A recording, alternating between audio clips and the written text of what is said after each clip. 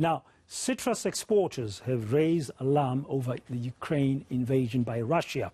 In the past few weeks, no fresh produce has been shipped to the region. Shipments of lemons have been affected, for example. Now, the Citrus Growers Association of Southern Africa says that these markets could suffer from an oversupply and a build-up of stock, which could impact early season South African supplies. It's working now closely with exporters, government and other stakeholders to mitigate the impact. For more on this, Citrus Growers Association of Southern Africa CEO Justin Chadwick.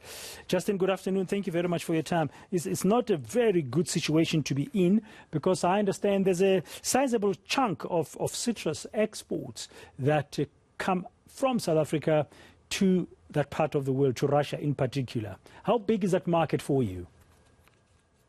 Yes, good afternoon. Thanks for having me on the show.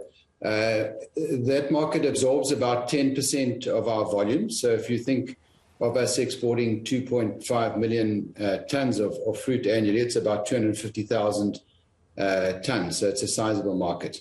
Yeah, and how much you make from it?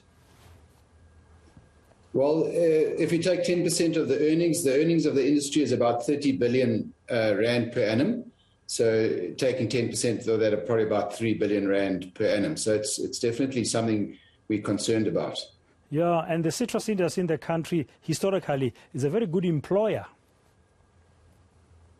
Absolutely. So on the farms, and in the pack houses, if you drive through the regions during the packing season, you'll see the amount of people employed on these farms, probably 120,000 people in total on farms and in pack houses.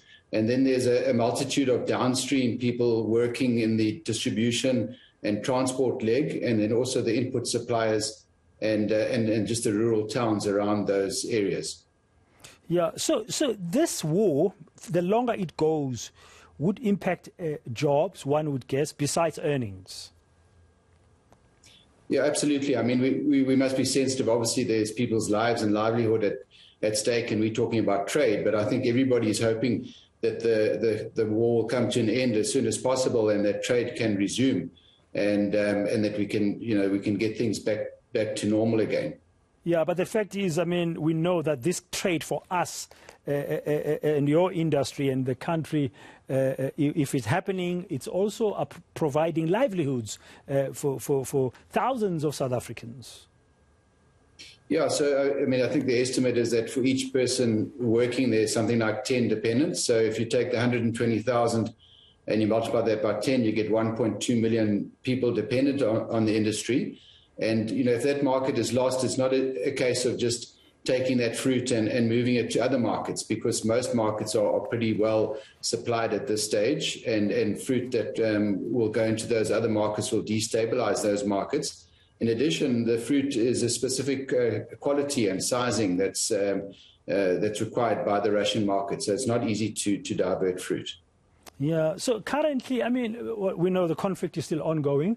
We just reported a short while ago, in case you were not aware, Justin, that the talks today between Russia and Ukraine that were said to take place in Turkey did not achieve much. They've ended without any progress at all. So this might be for a long time. It might be for the long haul. What is the likely long-term impact the longer the war goes on? Yeah, so obviously at the moment we only really got lemons on the water and harvesting and exporting lemons. Soon we will start with the grapefruit and thereafter the mandarins and oranges. So the longer it goes on, the more impact we'll have on our season. We really get to the peak of our season in July and August, and so if it continues into those months, then it'll have dire consequences for the industry. Yeah, are you engaging the government, for example?